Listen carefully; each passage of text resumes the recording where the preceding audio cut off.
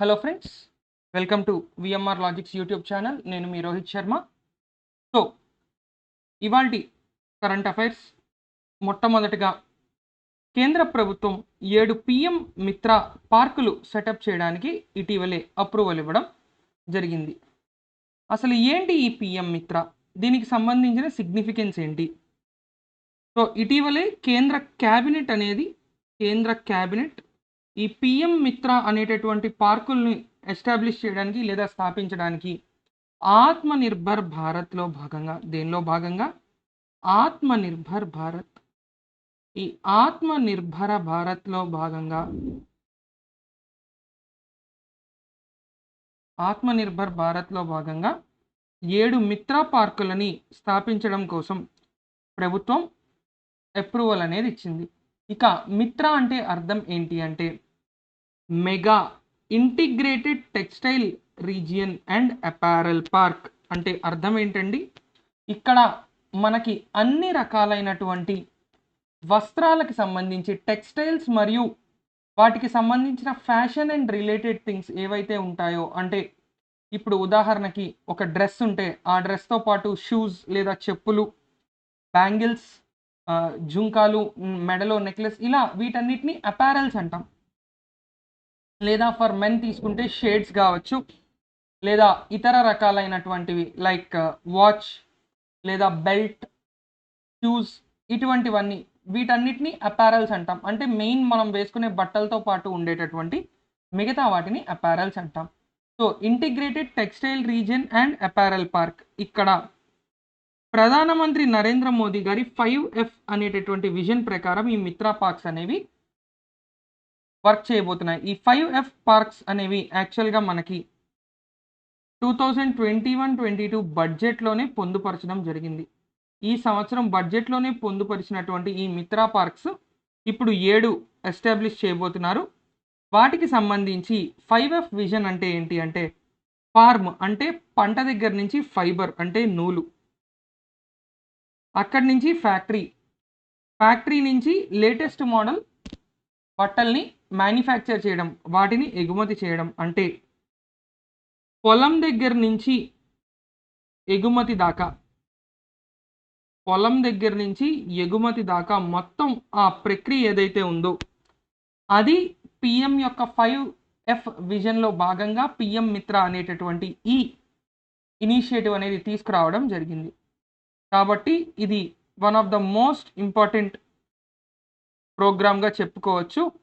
ఇక ఇందులో మనకి నెక్స్ట్ 5 ఇయర్స్, వచ్చే 5 సంవత్సరాల్లో 4,445 కోట్ల రూపాయలు, 4,445 crore rupees will be utilized only for this particular purpose. ఇక that is about Mitra parks. గుర్తుపెట్టుకోండి, మిత్ర అంటే mega integrated textile region and apparel. ఇది ఆత్మనిర్భర్ భారత్లో భాగంగా కేంద్ర ప్రభుత్వం తీసుకొచ్చింది. మన భారతదేశ ప్రధానమంత్రి యొక్క 5F విజన్ అంటే ఫార్మ్ టు ఫారెన్ అనేటటువంటి, farm, fibre, factory, fashion, foreign అనే ఈ 5F అనేటటువంటి విజన్లో భాగంగా 5 సంవత్సరాల్లో 4,445 కోట్లు ఖర్చు పెట్టి ఈ స్కీమ్ అనేది తీసుకురావడం అయితే జరిగింది. ఇక నెక్స్ట్ సెకండ్ కరెంట్ అఫైర్ చూస్తే, గుడ్ సమారిటన్స్ అంటే మంచి మనుషులు లేదా మానవత్వం కలిగినటువంటి మనుషులు.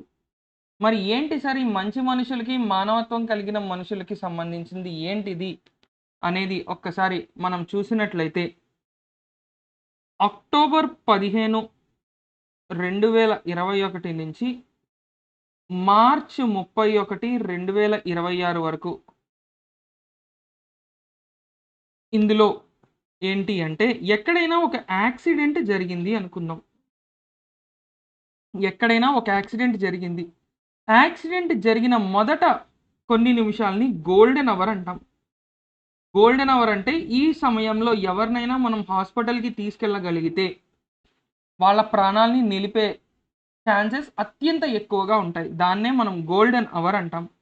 మరి ఇక్కడ ఈ స్కీమ్ ప్రకారం ఈ గోల్డెన్ అవర్లో ఎవరైనా ఒక విక్టిమ్ అంటే యాక్సిడెంట్ అయినటువంటి ఒక బాధితుడిని గనక హాస్పిటల్లోకి అడ్మిట్ చేసినట్లయితే వాళ్ళకి 5,000 రూపాయల క్యాష్ ప్రైజ్ మరియు సర్టిఫికేట్ వస్తుంది. అంటే ఎవరైనా రోడ్డు మీద యాక్సిడెంట్ అయ్యి బాధపడుతున్నా లేదా బాధితుడికి నియరెస్ట్ హాస్పిటల్ మనం గోల్డెన్ అవర్‌లో గనక తీసుకువెళ్ళి జాయిన్ చేస్తే మనకి 5,000 రూపాయలు ఈ గుడ్ సమరిటన్ స్కీమ్‌లో భాగంగా ప్రభుత్వం ఇస్తుంది. ఇక ఇందులోనే మనకి మరికొన్ని ఏంటి అంటే 10 నేషనల్ అవార్డ్స్ కూడా ఇవ్వబోతున్నారు.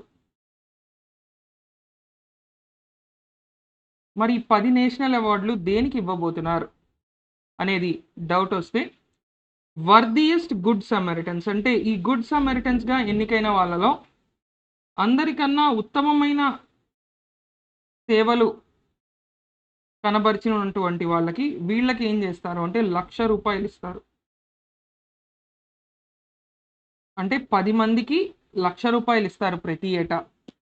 అంటే ఈ సంవత్సరం ఒక 10 మందికి 1,00,000, వచ్చే సంవత్సరం ఒక 10 మందికి 1,00,000 ఇలా ప్రతి సంవత్సరం ఒక 10 మంది అంటే ఎవరెవరైతే ఈ ₹5,000 బహుమతి గెలుచుకున్నటువంటి వారు ఉన్నారో వాళ్ళలో అత్యుత్తమ సేవలందించిన వాళ్ళకి కేంద్ర స్థాయిలో ₹1,00,000 బహుమతి. ఇదంతా ఎందుకు అంటే మన బాధ్యతని నిర్వహించడం కోసం. ఎందుకంటే ఇవాళ మన తప్పు లేకుండా ఎవరైనా కూడా యాక్సిడెంట్‌కి గురవుతున్నారు. అంటే ఎవరైతే ఇక్కడ బాధితులుగా ఉన్నారో వాళ్ళ తప్పు 90% ఎప్పుడు ఉండట్లేదు. తప్పంతా మరి ఎవరిది అంటే గుద్దేసి వెళ్ళిపోతున్న వాళ్ళది. మరి అటువంటి పరిస్థితుల్లో ఇక్కడ ఏమని చెప్తున్నారు మనకి? ఈ గుడ్ సమరిటన్స్‌గా మీరు ఉండండి. మీరు ఉత్తమ పౌరులుగా ఉండండి. ఉత్తమ పౌరులుగా ఉంటే ఏమవుతుంది? మనకి ఆ యొక్క క్యాష్ ప్రైజెస్ మనం ఏదైతే సర్వీస్ అనుకొని చేస్తామో దానికి కూడా ప్రోత్సాహకాలు ప్రభుత్వం మనకి ఇవ్వడం జరుగుతుంది. అది గుడ్ సమరిటన్ స్కీమ్. మరి దీన్ని ఏ మంత్రిత్వ శాఖ? Road transport ministry. నిన్న కూడా మనం మాట్లాడుకున్నాం. నితిన్ గడ్కరీ గారి రోడ్ ట్రాన్స్‌పోర్ట్ మినిస్ట్రీలో ఇది తీసుకురావడం జరిగింది. ఇక ఇవాల్టి మూడో కరెంట్ అఫైర్ విషయానికొస్తే భారత్ పేకి సంబంధించినటువంటి ఒక అత్యంత ముఖ్యమైన కరెంట్ అఫైర్‌గా దీన్ని మనం చెప్పుకోవచ్చు. ఏంటి అంటే ఇది బై నౌ పే లెటర్. దీన్నే బీఎన్‌పీఎల్ అంటారు. దీన్నే పోస్ట్ పే అని కూడా అంటారు. సో వీళ్ళు పోస్ట్ పే అనేటటువంటి ఒక ప్లాట్‌ఫామ్‌ని తీసుకొచ్చారు. ఈ పోస్ట్ పే అనే ప్లాట్‌ఫామ్‌కి ట్యాగ్ లైన్ ఏంటి? ఇప్పుడు కొనండి తర్వాత పే చేయండి.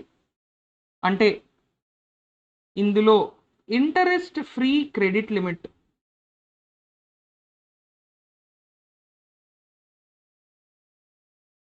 ఇంట్రెస్ట్ ఫ్రీ క్రెడిట్ లిమిట్ అంటే ఇందులో ఎంత ఇస్తున్నారు అంటే 10 లక్షల దాకా ఇస్తున్నారు.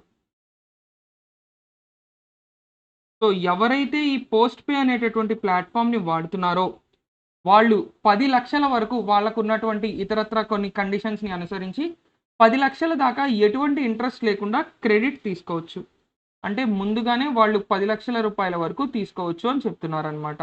సో మరి భారత్ పే వాళ్ళు ఇటువంటి కొత్త కార్యక్రమాన్ని లాంచ్ చేయడం జరిగింది. ఇక ఇటీవలే భారత్ పే మరొక యాప్‌ని కూడా లాంచ్ చేసింది. ఆ యాప్ పేరు 12% క్లబ్.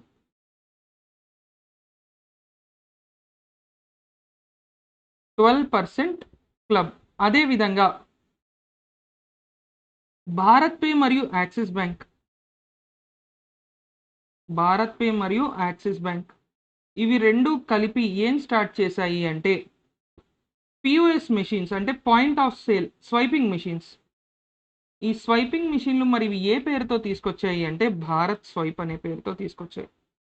భారత్ స్వైప్ అనేటటువంటి పేరుతో భారత్ పే మరియు Axis bank point of sale మెషిన్‌లను తీసుకొస్తే భారత్ పే ఇటీవలే 12% క్లబ్ లేదా 12% క్లబ్ అనేటటువంటి ఒక లెండింగ్ యాప్ అంటే అప్పిచ్చేటటువంటి ఒక యాప్‌ని కూడా తీసుకురావడం జరిగింది. సో ఇవి మనకి భారత్ పేకి సంబంధించి కొన్ని ముఖ్యమైన అంశాలు. ఇక్కడ మనకి పోస్ట్ పే అనేది ఏంటి అంటే సింపుల్‌గా పోస్ట్ పెయిడ్ అంటే తర్వాత డబ్బులు కట్టొచ్చు అనే అర్థం వచ్చేటటువంటిది. సో ఇప్పుడు వాడుకోండి తర్వాత మీరు డబ్బులు కట్టండి అన్నటువంటిది. సో దానికి మరి ఎంత లిమిట్ పెట్టారు అంటే 10 లక్షల రూపాయలు లిమిట్ పెట్టడం జరిగింది. ఇక నెక్స్ట్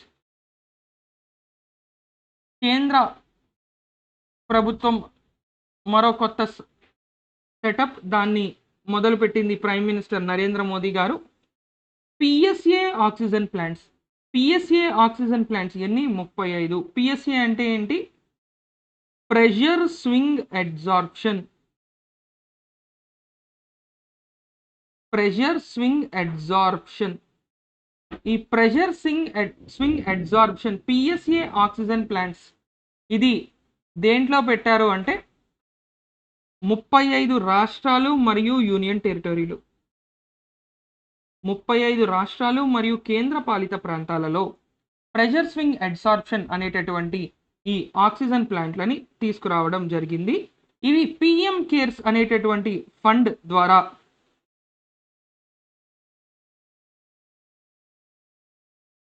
పిఎం కేర్స్ అంటే ఏంటండి? Prime minister's citizen relief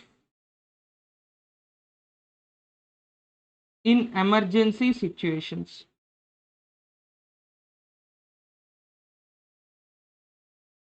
fund citizen assistance and relief, CRS కదా, citizen assistance and relief in emergency situations fund. దీన్నే పిఎం కేర్స్ ఫండ్ అంటాం. మరి ఈ పిఎం కేర్స్ ఫండ్ అనేది దీనికి సంబంధించి చైర్మన్ ఎవరు అంటే ప్రైమ్ మినిస్టర్.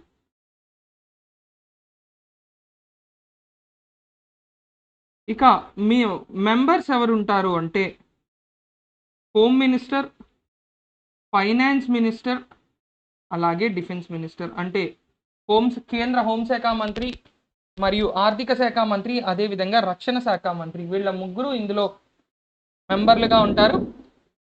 దేశ ప్రధానమంత్రి దీనికి చైర్మన్గా ఉంటారు. ఇక దాదాపుగా ప్రస్తుతం ఈ 35 ప్లాంట్లు పెట్టిన తర్వాత ప్రతి జిల్లాలో ఒక ఆక్సిజన్ ప్లాంట్ అయితే ఖచ్చితంగా ఉంది అని కూడా ఇక్కడ పేర్కొనడం జరిగింది. అదేవిధంగా మనకి పిఎం కేర్స్కి ఎవరైతే ఫండ్ ఇస్తారో అంటే CSR funds, corporate social responsibility అంటాం. అంటే కార్పొరేట్ కంపెనీలు తమ లాభాలలో 2%, అంటే ఉదాహరణ ఇప్పుడు రిలయన్స్ జియో ఈ సంవత్సరం ఒక 10,000 కోట్ల లాభాన్ని తీసుకొచ్చింది. వాళ్ళు 1,50,000 కోట్ల టర్న్ ఓవర్ జరిగితే అందులో 10,000 కోట్ల లాభం వచ్చింది. ఆ 10,000 కోట్లలో 2% అంటే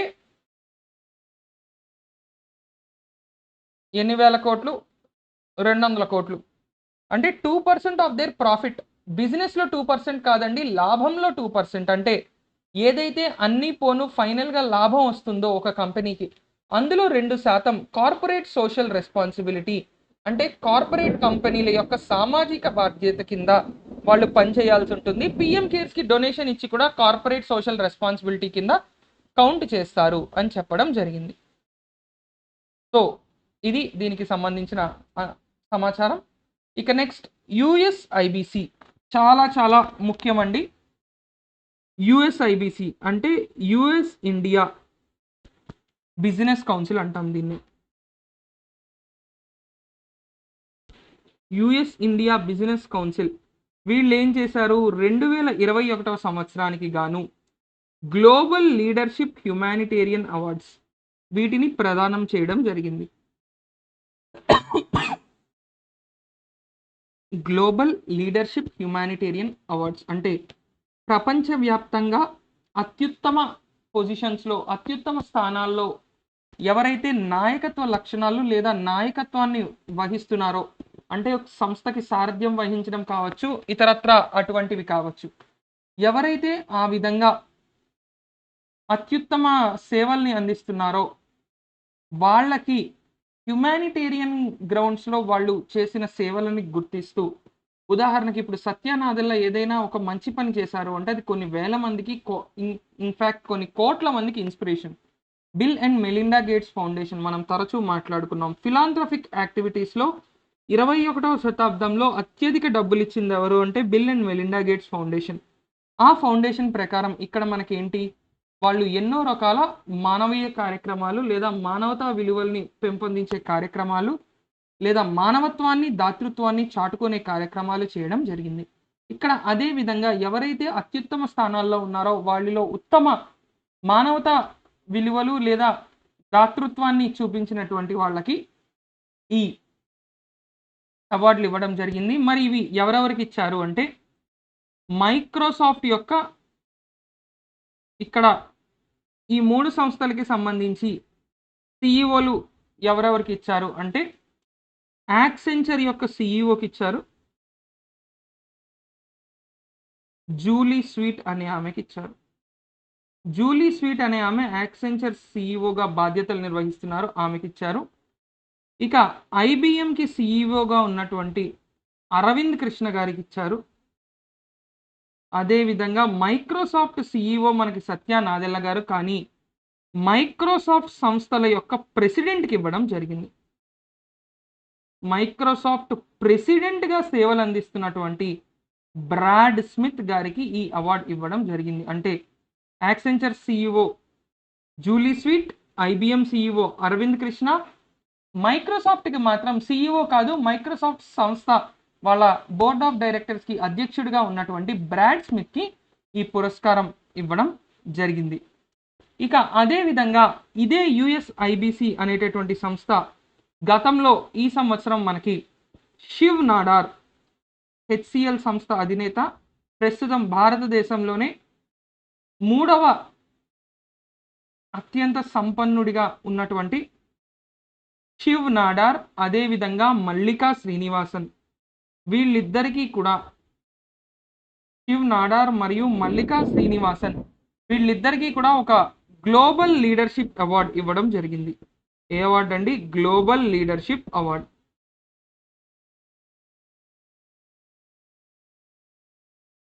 ఇక నెక్స్ట్ చూసినట్లయితే నోబెల్ పురస్కారం, ఇందులో నోబెల్ సాహిత్య పురస్కారం.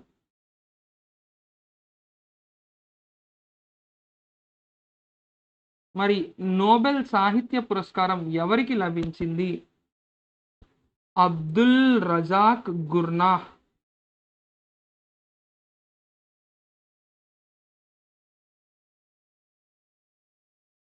మరి ఈయన ఏ దేశానికి చెందినవాడు? యూకే దేశానికి చెందినవాడు. యూకే దేశానికి చెందినటువంటి అబ్దుల్ రజాక్ గుర్నాహ్ అనేటటువంటి వ్యక్తికి ఇక్కడ నోబెల్ సాహిత్య పురస్కారం లభించడం జరిగింది. ఇక ఈయనకి దేనికి వచ్చింది అంటే కొలోనియలిజం, దీని యొక్క పరిణామాలు, అదేవిధంగా దీనివల్ల ఏ విధంగా మనకి రెఫ్యూజీస్ అనేటటువంటి ప్రాబ్లం అంటే శరణార్థుల సమస్యలు,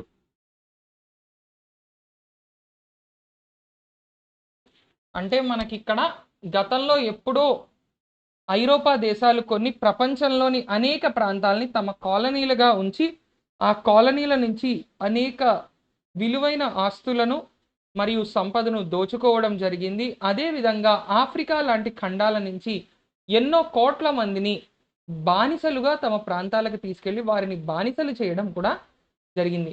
మరి అటువంటి పరిస్థితుల్లో ఇక్కడ మనకి ఏం చెప్తున్నారు అంటే అబ్దుల్ రజాక్ గుర్నాహ్ గారు తన పుస్తకాలలో, తన రచనల్లో ఈ శరణార్థుల యొక్క ఇబ్బంది ఏంటి, శరణార్థులు ఎన్ని రకాల ఇబ్బందులు ఎదుర్కొంటున్నారు, శరణార్థులు వాళ్ళ దేశంలో ఉండలేక బయటకు వచ్చిన వాళ్ళు ఈ కొత్త ప్రదేశంలో ఇమడలేక నరకం చూడడం అనేటటువంటి ఇతివృత్తంతో అనేక రచనలు చేశారు. అదేవిధంగా ఈ కలోనియలిజం వల్ల ఎన్ని దారుణాలు జరిగాయి అనేది కూడా ఆయన తన రచనల్లో అనేక మార్లు ప్రస్ఫుటంగా వివరించడం అనేది జరిగింది. ఈ రచనలన్నింటినీ గుర్తించి స్వీడన్ రాయల్ అకాడమీ లేదా ద స్వీడిష్ అకాడమీ నోబెల్ సాహిత్య పురస్కారాన్ని అబ్దుల్ రజాక్ గుర్నాహ్ గారికి ప్రకటించడం జరిగింది. ఇక రేపటి దాంట్లో మనం నోబెల్ శాంతి పురస్కారాన్ని కూడా చూద్దాం. ఇక ఇవాల్టి తదుపరి కరెంట్ అఫైర్ చూస్తే యూరో కప్ 2024 యొక్క లోగోని జర్మనీ దేశం ఆవిష్కరించడం జరిగింది. ఐరోపాలో అత్యంత ప్రతిష్టాత్మకమైన ఫుట్బాల్ టోర్నమెంట్గా మనం యూరో కప్ని చెప్పుకుంటాం. సో ఈ యూరో కప్ యాక్చువల్గా మనకి యూఈఎఫ్ఏ అంటాం, అంటే యూరోప్లోని ఫుట్బాల్ అసోసియేషన్స్ అన్నిటి యూనియన్, దాన్నే యూఈఎఫ్ఏ అంటాం. ఈ యూఈఎఫ్ఏలో మొత్తం 55 దేశాలు ఉన్నాయి. 55 మెంబర్స్ ఉన్నాయి యూఈఎఫ్ఏలో. వీటిలో మొత్తం 24 దేశాలు ఫైనల్గా జర్మనీలో జరగబోయే ఈ టోర్నమెంట్కి అర్హత సాధిస్తాయి. అంటే 55 మెంబర్ కంట్రీస్ ఉంటే వాటిలో 24 మాత్రమే వెళ్తాయి. యూఫా దీన్నే యూరో కప్గా కూడా పిలుస్తారు. యూరో కప్ అని పేరుతో దీన్ని పిలుస్తారు. ఇక దీనికి సంబంధించి మనం చూసుకున్నట్లయితే మొత్తం 10 నగరాలు ఇక్కడ ఆతిథ్య నగరాలు, 10 హోస్ట్ సిటీస్.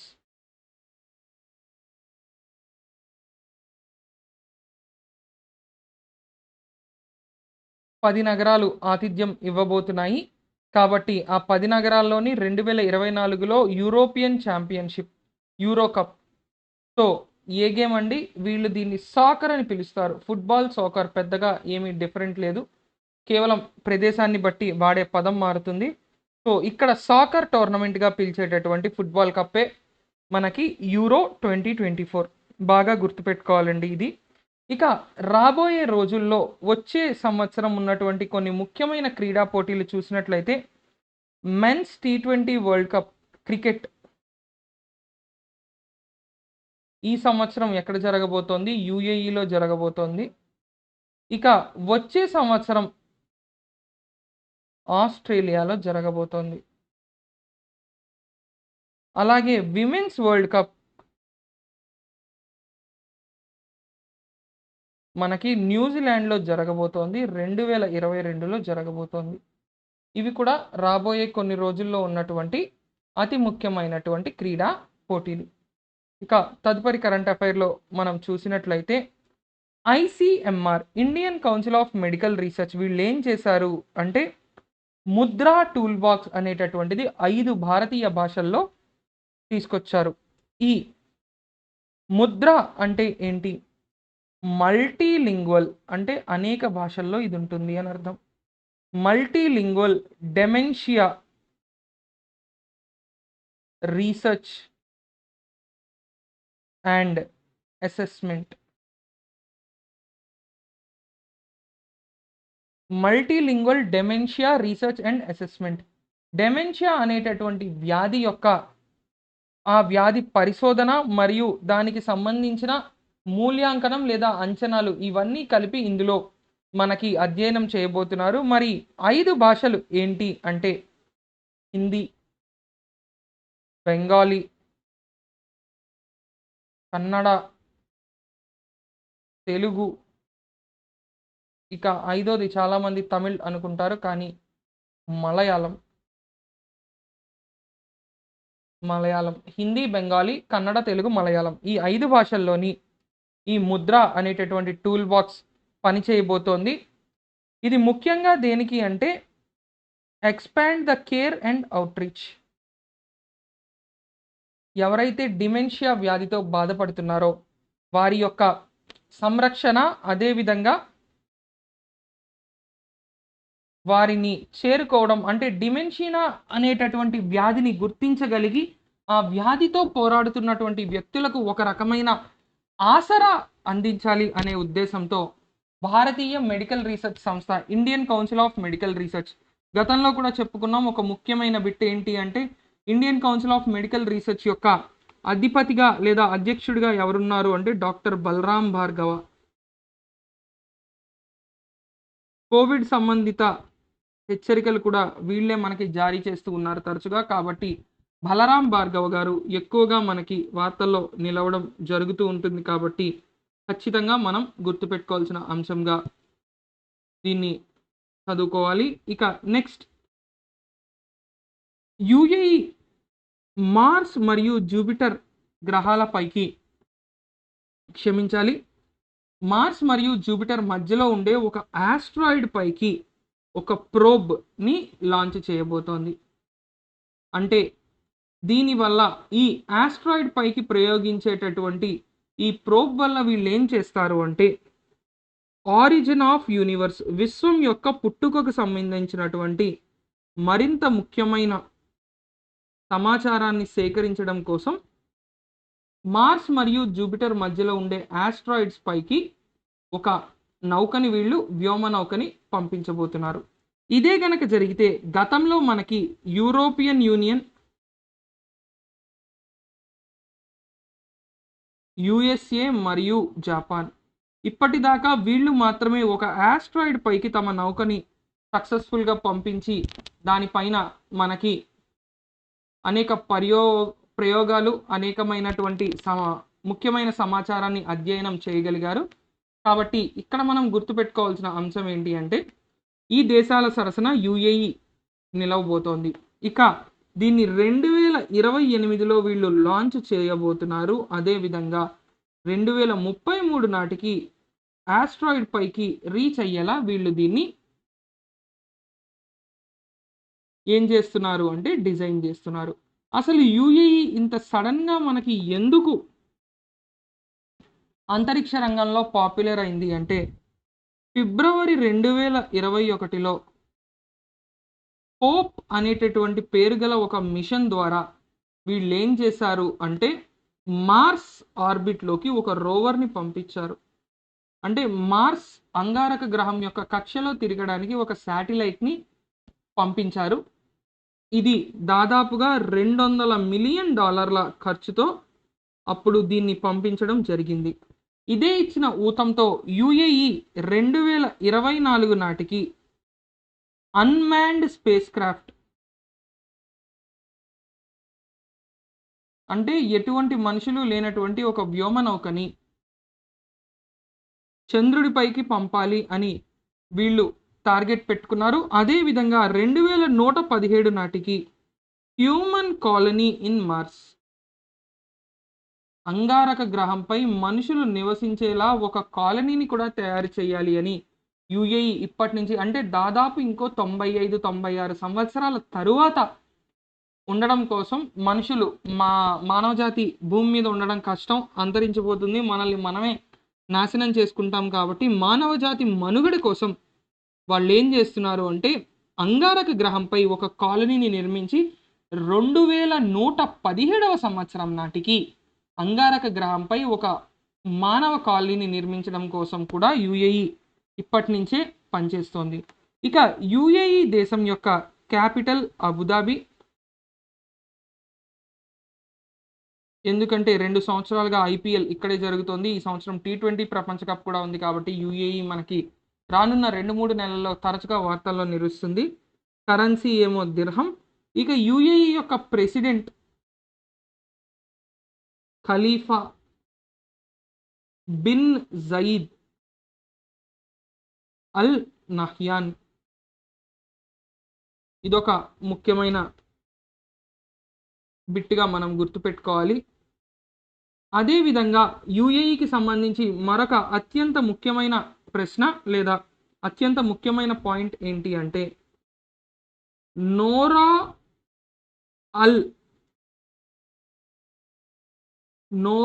అల్ మత్రౌషి అనేటటువంటి ఆవిడ మొదటి మహిళా వ్యోమగామిగా, యుఏఈ తరపున మొదటి మహిళా వ్యోమగామిగా చరిత్ర సృష్టించడం జరిగింది. ఎందుకంటే మనందరికీ తెలుసు అరబ్ దేశాల్లో మహిళలపై ఎన్ని రకాల ఆంక్షలు విధించడం జరుగుతుంటుంది అనేది. కాబట్టి ఇప్పుడేంటి అంటే మనకి అత్యంత ముఖ్యమైన అంతరిక్ష రంగంలో నోరా అల్ మత్రౌషి అనేటటువంటి ఆమె మొదటి మహిళా వ్యోమగామి, యుఏఈ దేశానికి చెందినటువంటి మొట్టమొదటి మహిళగా రికార్డులు సృష్టించారు గతంలో. కాబట్టి ఇవన్నీ కూడా యుఏఈకి సంబంధించిన అంతరిక్ష విభాగానికి సంబంధించిన ముఖ్యమైన పాయింట్లుగా మనం గుర్తుపెట్టుకోవాల్సి ఉంటుంది. ఇక నెక్స్ట్, మొట్టమొదటి మలేరియా టీకా ప్రపంచంలోనే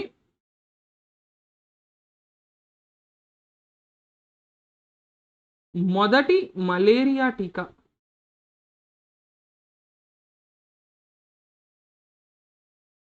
ఎవరు ఆమోదించారు అంటే వరల్డ్ హెల్త్ ఆర్గనైజేషన్, ప్రపంచ ఆరోగ్య సంస్థ.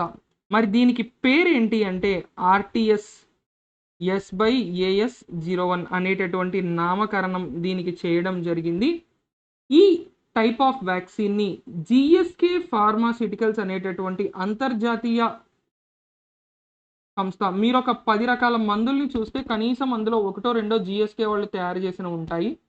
సో మరి జిఎస్కే ఫార్మాస్యూటికల్స్ 1987లో మొట్టమొదటిసారి మలేరియా టీకాని తయారు చేయాలి అని వాళ్ళు ఫిక్స్ అయ్యి, ఆ తర్వాత ఎన్నో ప్రయోగాలు ఇంకెన్నో చేసి ఫైనల్గా ఇప్పుడు 2021వ సంవత్సరంలో WHO వారి అప్రూవల్ని పొందారు. ఇక WHO మనకి ప్రపంచ ఆరోగ్య సంస్థ 7th ఏప్రిల్ 1948 అదే రోజు మనం వరల్డ్ హెల్త్ డే అని కూడా సెలబ్రేట్ చేసుకుంటాం. ఇక దీని యొక్క హెడ్ క్వార్టర్స్ మనకి జెనీవాలో ఉంది. అదేవిధంగా హెడ్ ఎవరు అంటే టెడ్రోస్ అథనోమ్. ఇవన్నీ కూడా మనం తరచుగా డిస్కషన్ చేసుకునేటటువంటి పాయింట్లే కాబట్టి ఇవన్నీ ఒక్కసారి మళ్ళీ రివైజ్ చేసుకుంటే మనకి మరింత సులభంగా ఉంటుంది. ఇక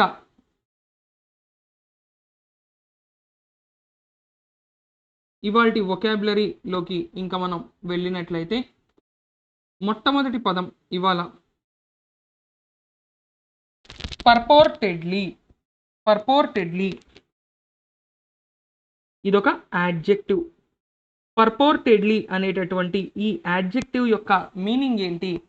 stated to be true though not necessarily. అంటే ఇది నిజం అని చెప్తున్నారు కానీ ఇది నిజం అవ్వక్కర్లేదు.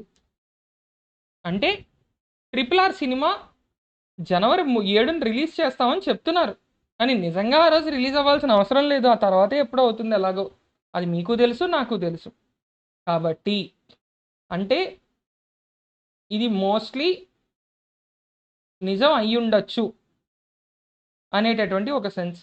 సపోజిడ్లీ నిజం అవ్వచ్చు, ఎవిడెంట్లీ నిజమేమో, అపారెంట్లీ అది అలా అయింది కాబట్టి ఇది నిజం అయ్యుండొచ్చు. ఇది పాసిబిలిటీ కండిషన్ అనమాట. అంటే అది నిజం అని చెప్తున్నారు కానీ మనకి ఇంకా 100% నమ్మకం అయితే దాని మీద లేదు. అది పర్పోర్టెడ్లీ. ఇక దీని యొక్క ఆపోజిట్స్ ఏమవుతాయి? ఇంప్రాబబ్లీ అంటే అలా జరగకపోయి ఉండొచ్చు. ఇంపాసిబ్లీ ఖచ్చితంగా అలా జరగలేదు. ఇంక్రెడిబ్లీ ఖచ్చితంగా చెప్తున్నాను అది కాదు. He was given a letter పర్పోర్టెడ్లీ signed by the prime minister. అంటే అర్థం ఏంటి? అతనికి ఒక లేఖ ఇవ్వడం జరిగింది, ఆ లేఖ ప్రధానమంత్రి చేత సంతకం చేయబడింది అనేటటువంటిది అని అంటున్నారు కానీ ఎంతవరకు నిజం మనకి తెలీదు. అంటే అది నిజం అని అంటున్నారు కానీ ఖచ్చితంగా అది నిజమా కాదా అనేది మనకి ఇంకా తెలీదు అనే చోట మనం పర్పోర్టెడ్లీ అనేటటువంటి పదాన్ని వాడతాం. ఇక నెక్స్ట్ రెండో పదంకి వస్తే సెక్వెస్టర్డ్. ఇది కూడా ఒక యాడ్జెక్టివ్. సెక్వెస్టర్డ్ అనేటటువంటి పదం అర్థం ఏంటి అంటే ఐసోలేటెడ్ అండ్ హిడెన్ అవే. అంటే ఒక్కటే విడిగా తీసుకొచ్చి దాన్ని ఏం చేయడం? సీక్రెట్గా మనం దాచేయడం. దీన్నే సెక్లూడెడ్ అంటాం, కన్సీల్డ్ అంటాం, సీక్రెట్ అంటాం. అంటే రహస్యంగా ఉంచడం. ఒక్కటే విడిగా తీసుకొచ్చి దాన్ని రహస్యంగా దాచేయడాన్ని సెక్వెస్టర్డ్ అంటాం. ఇక దీని ఆపోజిట్ ఏమవుతుంది? పబ్లిక్, ఓపెన్గా పెట్టడం, బిజీ అందరి మధ్యలో పెట్టడం, సెంట్రల్ అన్నిటికీ మధ్యలో పెట్టడం. The jury were sequestered during the trial. అంటే ఆ విచారణ జరుగుతున్నప్పుడు, ఇక్కడ ట్రయల్ అంటే అర్థం ఏంటండి? విచారణ. ఆ విచారణ జరుగుతున్నంతసేపు జ్యూరీ అంటే న్యాయస్థానం. అంటే అక్కడ ఆ కోర్టులో ఉన్నటువంటి జడ్జీలు అందరూ అనమాట. వర్ సెక్వెస్టర్డ్ అంటే వీళ్ళని రహస్యంగా ఉంచారు. వాళ్ళకి ఎటువంటి ఇబ్బంది ఉండకూడదని రహస్యంగా ఉంచారు. వాళ్ళ మీద ఎటువంటి ఒత్తిడి ఉండకూడదు, వాళ్ళు ఎవరితో సమావేశం అవ్వకూడదు అనేటటువంటి ఉద్దేశంలో వాళ్ళని ప్రత్యేకంగా ఉంచడం జరిగింది. అదే సెక్వెస్టర్డ్. ఇక మూడవ పదంకి వస్తే డెరోగేటరీ. ఇదొక యాడ్జెక్టివ్. డెరోగేటరీ అంటే డిస్రెస్పెక్ట్ఫుల్ యాటిట్యూడ్. మనకి పర్టికులర్గా మాట్లాడాలి అంటే నరసింహ అనే ఒక సినిమా ఉంది, లేదా తమిళ్లో పడయప్ప, తెలుగులో నరసింహ. ఇందులో నీలాంబరి అనేటటువంటి క్యారెక్టర్ రమ్యకృష్ణ గారు చేస్తారు. ఆమె సౌందర్య గారితో తన ఇంటి పని మనిషితో ఏ విధంగా నడుచుకుంటుంది అనేది, అంటే కనీసం విలువ ఇవ్వకుండా ప్రతి అనునిత్యం పరువు తీస్తూ వాళ్ళకి విలువే లేనట్టుగా వీళ్ళు నడుచుకోవడం, దానినే ఏమంటామంటే డెరోగేటరీ అంటాం. అంటే రూడ్, ఎవరిపైనైనా మనం చాలా కఠినత్వంతో, క్రూరత్వంతో ప్రవహించడం. నెగెటివ్ అంటే వాళ్ళకి పాపం వాళ్ళు ఏది మంచి చేసినా మనం దాంట్లో చెడు వెతకడం. అబ్యూజివ్, తిడుతూ కూర్చోవడం, సూర్యకాంత్ టైప్. మరి దీని ఆపోజిట్ ఫ్లాటరింగ్ అంటే అవతల వాళ్ళ మీద పొగట్టల వర్షం కురిపించడం.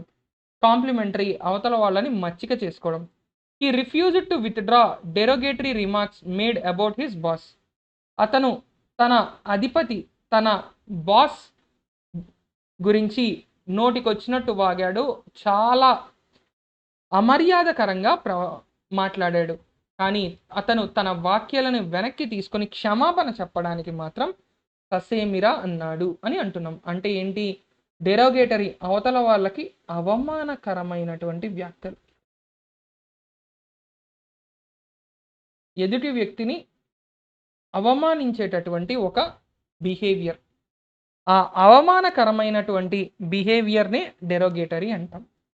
ఇక ఫోర్త్ వర్డ్ ఇవాళకి వోసిఫరస్లీ, అంటే చాలా గట్టిగా, ఫోర్స్ఫుల్ మేనర్ అంటే బలవంతంగా, చాలా గట్టిగా డామినేట్ చేస్తూ మాట్లాడడం అన్నమాట. ఎల్వై వచ్చింది కాబట్టి దాదాపుగా ఇది ఏమవుతుంది? యాడ్వర్బ్ అవుతుంది. సో వోసిఫెరస్లీ అంటే సింపుల్గా వోసిఫెరస్లీ అనేటటువంటి రెండు ముక్కలుగా చూడండి. ఇది వాయిస్ అంటే మన సౌండ్కి సంబంధించింది. ఫెరస్ అంటే చాలా ఆవేశంతో కూడిన, చాలా గట్టిగా, ఇద్దరు వ్యక్తులు అరుచుకుంటూ కొట్టుకుంటే ఎలా ఉంటుందో అదే, in a loud and forceful manner, దానే వోసిఫెరస్లీ అంటాం. మరి దీని సినానిమ్స్ ఏమవుతాయి? Powerfully, rudely, allowed. అలౌడ్ అంటే చాలా గట్టిగా, రూడ్లీ అంటే చాలా రూడ్ అంటే మనం ఏ విధంగా చెప్పచ్చండి? ఎదుటి వ్యక్తిని అవమానపరిచేలా. ఇక పవర్ఫుల్లీ అంటే తమ యొక్క అధికారాన్ని చూపించే విధంగా. ఈ మూడు ఏంటి? చాలా గట్టిగా లేదంటే చాలా బలంగా ఉన్నటువంటి పదాలు.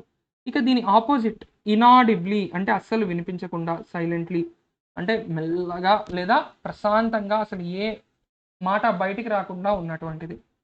They are arguing vociferously over who should pay the bill. ఎవరు బిల్లు కట్టాలి అనే విషయం వాళ్ళిద్దరూ చాలా గట్టిగా ఒకళ్ళతో ఒకళ్ళు కొట్టేసుకుంటారేమో అన్నంత భయం వేసేలా మాట్లాడుకుంటున్నారు. అదే వొసిఫరస్లీ. ఇక నెక్స్ట్ స్మిటెన్. స్మిటెన్ అంటే ఇదొక వర్బ్ అండి. స్మిటెన్. మరి be strongly attracted to someone or something. ఎవరి వైపైనా ఆకర్షితులవ్వడం. ఆకర్షితులు అవ్వడాన్ని మనం ఏమంటాము అంటే స్మిటెన్ అంటాం. ఆకర్షితులు అవ్వడాన్ని స్మిటెన్ అంటాం. మరి ఇక్కడ దీని సినోనిమ్స్ ఇన్ఫాచ్యుయేటెడ్, 100%లో సినిమాలో చూస్తాం ఇన్ఫాచ్యుయేషన్, అదే కాన్సెప్ట్. ఎఫెక్టెడ్ అంటే వారి వల్ల ప్రభావితులు అవ్వడం. టేకెన్ వారిని పొందడం. ఇక దీని ఆపోజిట్ హేట్ఫుల్ అంటే పూర్తిగా ద్వేషం, విద్వేషం. కోల్డ్ హార్టెడ్ అంటే రాతి గుండె అని అర్థం. ఇండిఫరెంట్ అంటే వీళ్ళకి తేడా ఏమీ లేదు. ఒకవైపు ఆకర్షితులు అవ్వడం, దాని ఆపోజిట్ ఏంటి? వికర్షితులు అవ్వడం అంటే ఎదుటి వ్యక్తిని మనం ద్వేషించడం. కోల్డ్ హార్టెడ్ అంటే అసలు ఎటువంటి ఫీలింగే లేకపోవడం, లేదా ఇండిఫరెంట్ అంటే ఏ తేడా లేకుండా అలాగే బిహేవ్ చేయడం. ఇవి దీని యొక్క opposites. She was స్మిటెన్ with the boy అంటే అర్థం ఏంటి? ఆ అబ్బాయి పట్ల ఆమె ఆకర్షితురాలైంది. ఆ అబ్బాయి తన బిహేవియర్ కావచ్చు, వేరే వేరే కావచ్చు, వాటి ద్వారా ఆమెని ఆకర్షించాడు అని చెప్తున్నాం. ఇక నెక్స్ట్ ఫ్లాగ్రెంట్. ఈ ఫ్లాగ్రెంట్ అనేది కూడా ఒక adjective. An action considered wrongful or immoral అంటున్నాం. అంటే ఏదైనా ఒక పని, ఏదైనా మనం చేసేటటువంటి ఒక పని కావచ్చు, వ్యక్తపరిచేటటువంటి ఒక అభిప్రాయం కావచ్చు, అది తప్పు లేదా ఇమ్మోరల్ అంటే అది పూర్తిగా విలువలకి వ్యతిరేకంగా, సామాజిక పరిస్థితులకి ఎగెనిస్ట్గా ఉంది అనుకోండి, అలాంటివంటి దాన్ని ఫ్లాగ్రెంట్ అంటాం.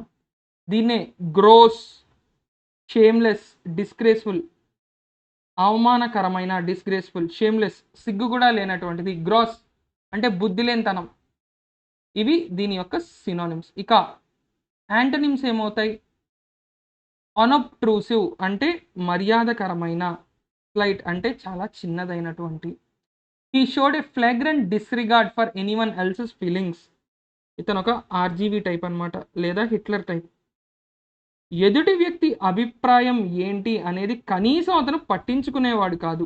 డిస్రిగార్డ్ అంటే ఇతరుల మనోభావాలు, ఇతరుల అభిప్రాయాలు అసలు పట్టించుకోకుండా తాను ఏదనుకున్నాడో అదే విధంగా ఇతరుల వైపు అవమానకరంగా నడుచుకునేవాడు అని చెప్తున్నారనమాట. ఇక నెక్స్ట్ ఇన్ఎలక్టబుల్. ఇన్ఎలక్టబుల్ ఇదొక యాడ్జెక్టివ్ అండి. ఇన్ఎలక్టబుల్ అనేది ఒక యాడ్జెక్టివ్ అంటే అర్థం అనేబుల్ టు రెసిస్ట్, మనం కంట్రోల్ చేయలేని లేదా తట్టుకోలేనటువంటిది. అంటే మనం దేన్నైనా కంట్రోల్ చేసుకోవాలి అంటే అలా కంట్రోల్ చేసుకోలేం. ఇదే ఇన్ఎవిటబుల్, తప్పనిసరి. అన్అవాయిడబుల్ అంటే మనం ఆపలేనటువంటి. ఇర్రివోకబుల్ అంటే తిరిగి వెనక్కి తీసుకోలేనటువంటి ఒక హ్యాబిట్గా చెప్తాం. మరి దీన్ని ఆపోజిట్స్ ఏమవుతాయి? అవాయిడబుల్ అంటే ఖచ్చితంగా దీన్ని మనం దూరం చేయొచ్చు. అన్సర్టెన్ అంటే అనిశ్చితి. అన్ష్యూర్ అంటే గందరగోళ పరిస్థితి లేదా ఎటు తేల్చుకోలేని సందిగ్ధావస్థ. అవి దీని యొక్క opposites. She has an irritating habit of arguing her opinions as ineluctable facts అంటే ఆమెకు ఒక అలవాటు ఉంది. ఏంటా అలవాటు? ఆమె యొక్క ఒపీనియన్స్, ఆమె యొక్క అభిప్రాయాలు ఏవైతే ఉన్నాయో ఆ అభిప్రాయాలు కాదనలేనటువంటి నిజాలు అనే విధంగా ఆమె ఏం చేస్తుంది? ఆర్గ్యూ చేస్తుంది, ఇతరులతో వాదనకు దిగుతుంది. దానివల్ల ఇతరులు చాలా ఇబ్బంది పడుతుంటారు, ఇరిటేట్ అవుతూ ఉంటారు. అంటే ఇతరులకు చాలా కోపం వస్తుంది ఆమెకు ఉన్నటువంటి ఈ యొక్క అలవాటు వల్ల. ఆమె తన అభిప్రాయాల్ని కాదనలేని నిజాలు అన్న రూపంలో బయటకి ప్రొజెక్ట్ చేయడం లేదా తీసుకురావడం అనేది ఇక్కడ ఇబ్బందిగా మనం చెప్పుకోవచ్చు. ఇక నెక్స్ట్ ఫ్లేక్. ఫ్లేక్ అంటే మనకి ఇదొక నౌన్ అండి. చాలా స్ట్రాంగ్ క్రిటిసిజం అంటే ఎవరినైనా తీవ్రంగా విమర్శించడాన్ని తీవ్ర విమర్శ అనొచ్చు. తీవ్ర విమర్శ అనొచ్చు. ఈ తీవ్రమైనటువంటి విమర్శనే మనం ఫ్లాక్ అంటాం. మరి దీని సినోనిమ్స్ ఏమవుతాయి? క్రిటిసిజం, అబ్యూజ్, క్లామింగ్ అంటే ఎవరినైనా బండబూతులు తిట్టడాన్ని ఫ్లాక్ అంటారు. ఇక దీని ఆపోజిట్ ఏమవుతుంది? ఈ విమర్శలకి తిట్లకి ప్రైజ్ అంటే పొగడ్త, ఫ్లాటరీ పొగడ్తల వర్షం, కాంప్లిమెంట్ ఏదైనా బాగుంది అని చెప్పడం. Why do I always get the flak when something goes wrong around here అంటే ఇక్కడ ఏ తప్పు జరిగినా ఎప్పుడు నన్నే ఎందుకు విమర్శిస్తారు? విమర్శలన్నీ నాకే ఎందుకు ఎదురవుతాయి? మన ఆఫీస్లో 30 మంది పనిచేస్తున్నారు, 30 మందిలో ఎవరు తప్పు చేసినా తిట్లు నాకే ఎందుకు పడుతూ ఉంటాయి ఎప్పుడు అని ఆవేదన వ్యక్తం చేస్తూ చెప్తున్నటువంటి ఎగ్జాంపుల్ అనమాట ఇది. ఇక నెక్స్ట్ ఇన్సిపిడ్. ఇన్సిపిడ్ అంటే ఇదొక యాడ్జెక్టివ్ అండి. ల్యాకింగ్ ఇన్ క్వాలిటీస్ అంటే ఎటువంటి మంచి లక్షణాలు లేకపోవడం. ఇప్పుడు మనం ఒకరితో టైం స్పెండ్ చేయాలి అనుకుంటే కొన్ని లక్షణాలను చూస్తాం. అలా ఎటువంటి లక్షణాలు లేనటువంటి వాళ్ళని ఇన్సిపిడ్ అంటాం. అంటే వీక్, బలహీనమైన, ఫ్లేవర్లెస్, టేస్ట్ లేని వాళ్ళు. బ్లాండ్ అంటే ఎటువంటి ఫీలింగ్స్ లేదా ఎటువంటి ఎమోషన్స్ లేకుండా ఉండేవాళ్ళు. మరి దీని ఆపోజిట్ ఏమవుతుంది? రిచ్ అంటే బాగా ఎక్కువ ఉన్నటువంటి. రిచ్ అంటే డబ్బులు ఉన్నవి అని కాదు, ఫీలింగ్స్, ఎమోషన్స్ లేదా ఇటువంటివన్నీ చాలా ఎక్కువగా ఉన్నాయి. టేస్టీ అండ్ డెలిషియస్ అంటే వాళ్ళతో ఉండడం మనకు చాలా ఆహ్లాదకరమైంది అనేటటువంటి అర్థంలో వాడతాం.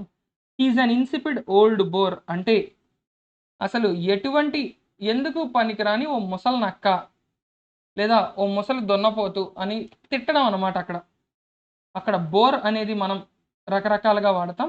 సో ఎందుకు పనికిరానో ముసలి అని ఏదైనా మీరు వాడచ్చు అక్కడ తెలుగులో అయితే. అంటే లిటరలీ ఏం చెప్తున్నాం? వాళ్ళతో టైం స్పెండ్ చేస్తే మనకి బోర్ కొడుతుంది, ఎందుకు పనికిరాదు ఆ టైము, ఎటువంటి మంచి పనులు మనం చేయలేం, ఏమీ చేయలేం, కాబట్టి వాళ్ళని దూరంగా ఉంచడమే బెటర్ అనేటటువంటి ఒక ఫీలింగ్. ఇక నెక్స్ట్ యాక్రిమోనీ. యాక్రిమోనీ అనేది ఒక నౌన్ అండి. మరి ఈ యాక్రిమోనీ అంటే అర్థం ఏంటి? బిటర్‌నెస్ ఆర్ ఇల్ ఫీలింగ్ అంటే ఏదో ఒక చిన్న ఇబ్బంది పడుతూ ఉన్నటువంటి అంటే అనారోగ్యం లేకపోవచ్చు. ఒక్కోసారి బద్ధకం వల్ల, అలసట వల్ల, రకరకాల కారణాల వల్ల కాస్త జ ఇబ్బందికరంగా ఉంటాం కదా! దాన్నే యాక్రిమోనీ అంటాం. దీనికే ఇల్ విల్ అంటే మనసులో ఉన్నటువంటి ఒక చెడు ఆలోచన. గ్రడ్జ్ పగ, సర్కాజం అంటే వెటకారం. ఇక్కడ యాక్రిమోనీని మనం 2 రకాలుగా వాడొచ్చు. ఇల్ ఫీలింగ్ అంటే ఇంకో సెన్స్‌లో మనం ఏమని తీసుకోవచ్చు అంటే పగ, ప్రతీకారం, విద్వేషం అని కూడా తీసుకోవచ్చు. పగ, ప్రతీకారం మరియు విద్వేషం అని కూడా తీసుకోవచ్చు. మరి దీని ఆపోజిట్ ఏమవుతుంది? స్వీట్‌నెస్ అంటే మాటలతోనే మాటలు ఎంతో మధురంగా సుమక్క మాటలన్నట్టు ఉండడం. కైండ్‌నెస్ అంటే చాలా మంచిగా చూసుకోవడం. గుడ్ విల్ మనసు చాలా మంచిది అని. Her response was surprisingly free of acrimony. నేను ఆమెతో ఏదో చెప్పాను. ఆమె నాకిచ్చిన జవాబు ఎటువంటి పగ, ప్రతీకారం, విద్వేషం లేకుండా చాలా స్వచ్ఛంగా ఉంది. పాలు లేదా అగ్ని ఎంత స్వచ్ఛంగా ఉంటాయో అంత స్వచ్ఛంగా ఆమె తన రిప్లైని ఇచ్చింది అని చెప్తున్నారనమాట.